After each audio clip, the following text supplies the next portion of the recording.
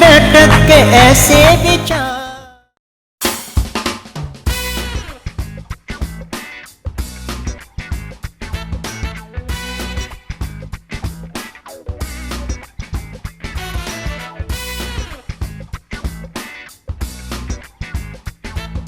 Sir हमें कितने साल हो गए ऐसे छुप छुप के मिलते हुए?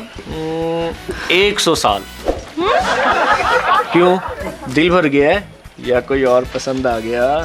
उड़ा लो तुम मेरा मजाक यार। तुम्हें पता है कि मैं तुम्हारे बगैर नहीं रह सकती। रहना तो पड़ेगा अगले जन्म तक। क्या मतलब है? मेरा मतलब है जब तक हमारी शादी नहीं हो जाती। और ये शादी कब होगी? जब तुम्हारा बाप रजामंद होगा। शादी मेरे बाप से करनी है या मुझसे करनी है? ऐसे तो कभी भी नहीं मानेंगे। क्यों, अनपढ़ हूँ, बदसूरत हूँ? बदसूरत तो तुम हो। क्या? मेरा मतलब है देख लो कितनी बदसूरत हो, फिर भी मैं तुमसे प्यार करती हूँ। यार प्यार तो मैं भी तुमसे बहुत करता हूँ, लेकिन ये जात बरादरी का जो मसला है ना, पता नहीं कब समझ आएगी घर वालों को। वैसे सर मैं तो एक बात कहूँ, हम दोनों ना कितने भी एडवांस हो जाएं, मगर ये जात के मसले मसाइल से हम कभी नहीं निकल सकते। यार यही बात तो मैं अपने घर वालों को समझा समझा के थक गया। अरे फौजिया तुम? और ये लड़का कौन है? ये मेरा क्लास फेलो है। क्लास फेलो है या था? तुम तो अब नौकरी करती हो ना? आंटी मैं बताता हूँ। तुम चुप रहो, जब मैं पूछूंगी ना तब बताना। हाँ तुम बताओ। आंटी हम दोस्त हैं और हम शादी करना चाहते हैं। अच्छा, तो शादी से पहले यहाँ पार्क में बैठ के जहेज और बरी की बातें कर रहे हो? दरअसल बात कुछ और है आंटी। तुम चुप रहो। हाँ फौजिया तुम बोलो। आंटी मैं क्या बताऊं, ये जो जात बरादरी है ना, ये हमारे रिश्ते में सबसे बड़ी रुकावट है। और मेरे अब्बा बरादरी से बाहर कभी भी शादी नहीं करेंगे। और आंटी यही हाल मेरे घर का है। चुप, तुम फिर बोले। बेटा इस तरह मुलाकातों से कोई हल नहीं निकलेगा। तुम इस तरह करो फौजिया, मेरे घर आओ, फिर इसका कोई ना कोई हल जरूर निकल आएगा। शुक्रिया आंटी। तुम फिक्र ना करो, मैं मियाँ जी से इसका भी जिक्र करूंगी। इस मामले में काफी माहिर है। और तुम अपने माँ बाप को मनाओ, समझे? चला पीछे मुड़ मुड़ कर ना देख, सीधी चल।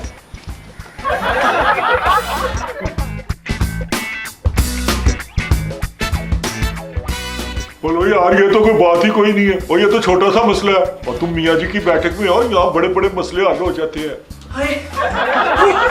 अच्छा बात करता हूँ।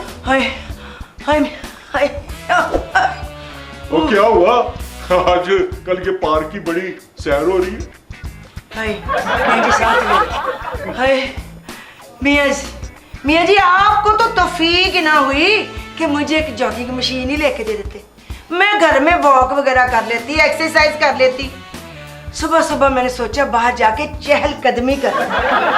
मुझे मोटापे से बड़ा डर। और ठीक है, इस तरह तुम्हारी सेहत भी अच्छी हो जाएगी और वजन भी कम हो जाएगा। और मगर देखो ये जो डाइट है ना, इसका भी ख्याल रखना चाहिए, खाने पीने का भी ख्याल करो। हाय मियाँ जी, आपको मेरा खाना पीना बड़ा नजर आता है। और मैं खाती ही क्या, सुबह नाश्ते में सिर्फ एक पराठा, 4 डबल रोटियां, 2 अंडे और इतना सा मक्खन। अब ये कोई खुराक तो नहीं है ना? ऐसे मैं आपसे जरूरी बात करने आई थी, इधर कान करें। ये पैसों के अलावा कोई बात है तो कर लो। हर वक्त आपको तो ना अपने पैसों की फिक्र पड़ी रहती है, जैसे उनको उल्ली लगी हुई है। करोड़ों रुपए पड़े और उल्ली लग गई है, फेंक दे सारे, मेरे किस काम के। बात करनी आई थी आपसे, वो अपना फौजिया आपके दोस्त की बेटी फौत हो गई है। इन्ना लिल्लाह व इन्ना राजिऊन। वाह मियां, पूरी बात ना सुन। फौत नहीं हुई, मुंह अच्छा ना हो तो बात तो अच्छी किया करे ना। उसको इश्क हो गया है। अब मेरा नाम ना ले लेना। वाह मियां वाह, बड़ा शौक है तुझे लड़कियों से इश्क करने का है। 40 साल हो गए, मुझसे तो इश्क ना हुआ। वैसे तुम ना उसके बाप से भी बड़े हो। तो फिर वो फौजिया एक लड़के से शादी करना चाहती है। और क्यों, अब एक से ज्यादा लड़कों से शादी करने का फैशन निकला है। पहले मेरी पूरी बात तो सुन लो मियां। हाँ, मैं तो कहती हूँ मियाँ, अगर उस लड़की की उस लड़के से शादी हो जाए ना, तब तब मैं आपको मानूं। बड़े मसले हल करते हैं आप लोगों के। ठीक है, मौलवी साहब को बुला के उनका निकाह पढ़ा देते हैं और फिर देख लेंगे। ये तो खैर वो खुद भी कर सकते हैं। बात तो तब है ना जब दोनों के माँ बाप भी राजी हो जाएं। अच्छा, सोचता हूँ। और तुम एक काम करो और मेरे लिए ना गर्मा गर्म चाय का कप भिजवाओ, फिर देखो मेरा दिमाग कैसे चलता है। अम्मिया, और तेरा दिमाग है कि चाय वाला इंजन जो चाय से चलता है? और तुम चाय तो लेके आओ ना। अच्छा, लेकर आती हूँ। वैसे मियाँ एक बात बताऊं, हाँ। तेरा दिमाग पहले ही चला हुआ है। लो, एक तो मैं सोचूं काम करूं, ऊपर से मेरा दिमाग चला हुआ है। हाँ। अस्सलाम वालेकुम आंटी। वालेकुम अस्सलाम। बैठो बेटा। आपने मुझे बुलाया था? हाँ बेटा, मैंने तुमसे एक ज़रूरी बात करनी है। जी आंटी बोलें। अच्छा ये बताओ कि तुमने अपनी शादी के बारे में अपने वालिद से बात की है? जी आंटी, मगर उन्होंने तो साफ इनकार कर दिया।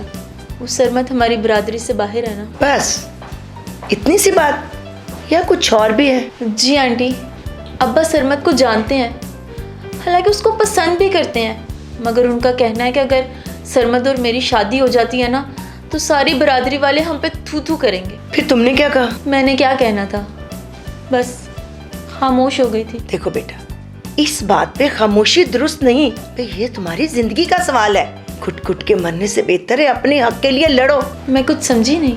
देखो बेटा, तुम अपने माँ बाप को राजी करो और यही बात उस लड़के को कहो, वो क्या नाम है उसका, सरमद, उसको कहो कि अपने माँ बाप को तुम्हारे घर रिश्ते के लिए भेजे। मगर आंटी, अब्बा इस शादी के लिए कभी भी नहीं मानेंगे और हो सकता है कि सरमद के अब्बा भी इस शादी से इनकार कर दें। देखो बेटा, आखिरी बार बात करके देखो, अगर बात ना बने तो फिर मुझे बताना, फिर कुछ और सोचेंगे। ठीक है आंटी जी। शाबाश।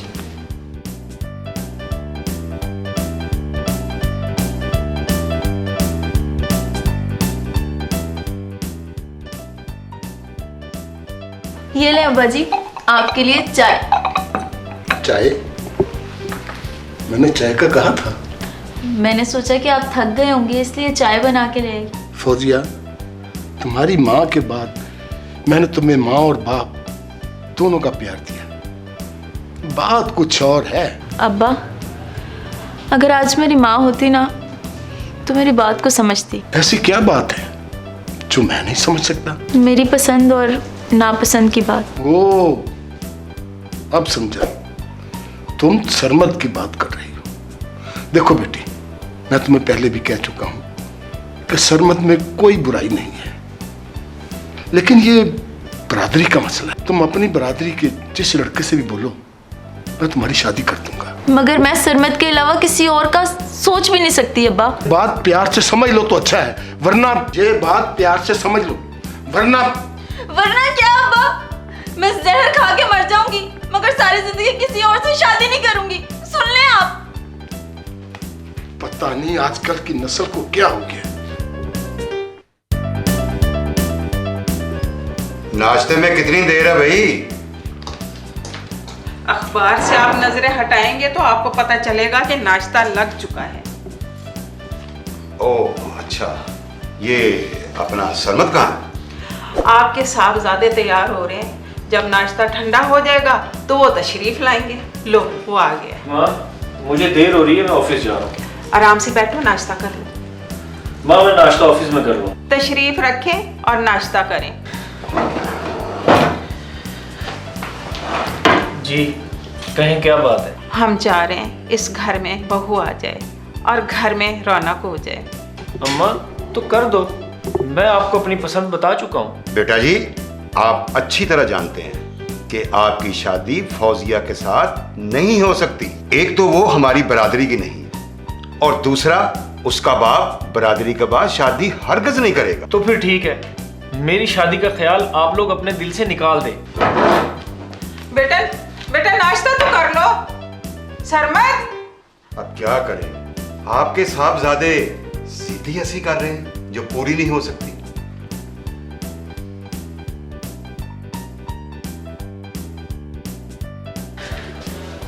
हेलो। हेलो सरमत, वो तुमने अपने अम्मा अब्बा से बात की? मैंने उन्हें साफ साफ कह दिया है कि तुम्हारे सिवा किसी से शादी नहीं करूँगा, मगर वो मानने को तैयार ही नहीं है। वैसे तो मैंने भी अब्बा से बात की है यार, मगर कोई फ़ायदा ही नहीं हुआ। फिर तुमने क्या सोचा? हम ऐसा करें कि कोर्ट मैरिज कर लें। क्या तुम चाहती हो कि तुम अपने अब्बा को हमेशा के लिए खो दो? ऐसी बात नहीं है, मगर शायद वो बाद में मान जाए। तुम अपना बताओ। देखो, हम अपने माँ बाप की इकलौती औलाद हैं, उनकी हमसे बहुत सी उम्मीदें वाबस्ता है। अगर ऐसी बात ना होती तो मैं खुद कब का ये कर चुका होता। तुम ठीक कहते हो, मगर सरमद तुम ही बताओ कि हमें क्या करना चाहिए। वो आंटी जो तुम्हें पार्क में मिली थी, वो तुमसे कुछ कह रही थी। हाँ सच, उन्होंने तो मुझे बुलाया था। मैं ना उनसे बात करती हूँ। कोई बात बने तो मुझे भी बताना, और मेरी ज़रूरत हुई तो मैं भी आ जाऊँगा। अच्छा ठीक है, मैं ना उनसे बात करके बताती हूँ। अल्लाह हाफिज। अल्लाह हाफिज।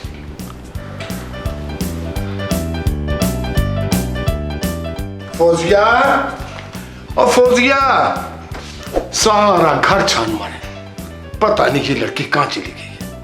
कहाँ देखी उसको हमने? हैं? ये क्या है? मैं जानती हूँ अब्बा, आपको बहुत दुख होगा, मगर मेरे पास कोई और चारा भी तो नहीं। मैं आपका घर छोड़ के जा रही हूँ, और पता है मैं कभी वापस लौट के नहीं आऊँगी। मुझे ढूंढने की कोशिश मत कीजिएगा।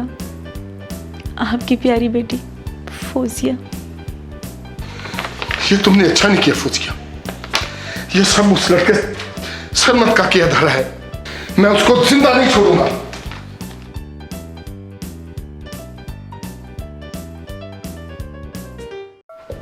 न जाने सरमद के अब्बा ने इतनी देर क्यों लगा दी है। अल्लाह खैर ही करे। कुछ पता चला सरमद का? सरमद का कुछ पता नहीं चला। मैं उसके ऑफिस में भी गया हूँ, वहां से भी पता नहीं चला। फिर मैंने उससे दोस्तों से रब्ता किया, मगर वहां से भी पता नहीं चला। मुझे लगता है ये सारा फौजिया का चक्कर है। अल्लाह खैर ही करे। मुझे उसके बाप से मिलना ही होगा। वो अपनी बेटी को नहीं संभाल सकता।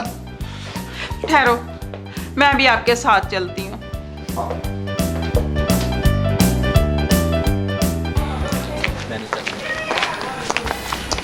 अच्छा हुआ तुम मुझे यही मिल गए, मैं तुम्हारी तरफ ही जा रहा था।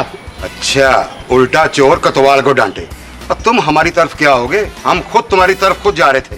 देखो, अभी भी वक्त है, अपने बेटे को संगल डालो और मेरी बेटी मुझे वापस कर दो। तुम्हारी बेटी हमारे बेटे को भगा कर ले गई है, और तुम कह रहे हो कि हम अपने बेटे को संभालें। ये बात नहीं किसी और को समझाना। अगर मेरी बेटी को कुछ हुआ ना तो मैं तुम सबको बर्बाद कर दूंगा। तुम बर्बाद करोगे मुझे? तुम जैसे कीड़ों को तो मैं रोजाना उंगलियों पे नचाता हूँ। जमालुद्दीन, ये क्या हो रहा? मियाँ जी, इसके बेटे ने मेरी बेटी को अगवा किया है। ये झूठ बोल रहे हैं। इसकी बेटी ने मेरे बेटे को वर्गलाया है और वो घर छोड़कर चला गया है। और देखो, ये जगह इन बातों के लिए मुनासिब नहीं है, और मोहल्लेदार सुनेंगे तो सबका तमाशा बनेगा। तुम ऐसे करो, मेरे साथ चलो, और कहीं भी मेरी बैठक है, वहाँ बैठ के बात करते हैं। चलो मियाँ जी, चलो ठीक हाँ है। हाँ ठीक है मियाँ साहब। चलो चलो, चलिए, आ जाओ। बेगम।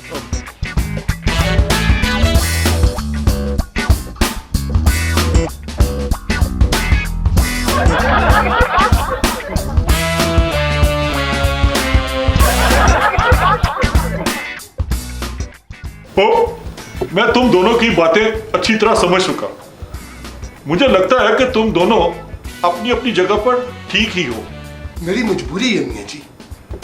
और मियाँ साहब, हम अपने रस्म रिवाज को नहीं छोड़ सकते। यार, मैं कब कहता हूँ छोड़ो, अपनी औलाद को छोड़ दो। मैं समझा नहीं मियाँ जी। भाई, बात तो बिल्कुल सीधी सी है। ना तुम्हारी लड़की तुम्हारे काबू में है, और ना इनका लड़का इनके काबू में। अगर दोनों आपस में शादी कर लें तो तुम लोग क्या कर लोगे? तुम ज्यादा से ज्यादा अपनी बरादरी का भरम रखो। मैं आपकी बात समझता हूँ, मगर क्या? और तुम्हारी बरादरी वाले तुम्हारी इस कुर्बानी पर तुम्हें सोने का तमगा देंगे, और तुम अपनी कलौती बेटी को अपनी बरादरी पर कुर्बान कर दो। बस करो मियाँ जी, मैंने तो इस अंदाज से सोचा ही नहीं था। मगर अब हम क्या करें? हमारा लड़का तो हमें छोड़कर जा चुका है। मियाँ जी, अब तो मेरे पास भी कोई रास्ता नहीं बचा। अगर आज भी तुम लोग अपनी इस जात बिरादरी से बाहर आ जाओ और अपने बच्चों की खुशी को अपनी खुशी समझो तो अभी भी कुछ नहीं बिगड़ा। ये अब कैसे हो सकता है मियाँ जी? मैं तुम्हारा कसूरवार, ये सब कुछ मेरे कहने पे हुआ। तो ना ही तुम्हारी बेटी ने घर छोड़ा और ना ही बेटा तुम्हारा छोड़कर गया। तुम लोग बहुत खुशकिस्मत हो, तुम्हारी औलाद तुम्हारी बहुत फर्माबरदार है, तुम्हारी इज्जत के लिए वो हर कुर्बानी के लिए तैयार है और आज भी वो यही चाहते हैं। मियाँ जी, ये सब आप क्यों कह रहे हैं? ताकि तुम इस जात बिरादरी से बाहर आ जाओ और अपने बच्चों की खुशी को अपनी खुशी समझो। अल्लाह और हमारे रसूल नबी पाक सल्लल्लाहु अलैहि वसल्लम का भी यही फरमान है और जो अल्लामा इकबाल ने बहुत खूबसूरत अंदाज में कहा है, एक ही सफ में खड़े हो गए महमूद और यास, ना कोई बंदा रहा और ना कोई बंदा न हो। वाह वाह वाह वाह मियाँ जी वाह, सारे नंबर अपनी तरफ कर लिए हैं।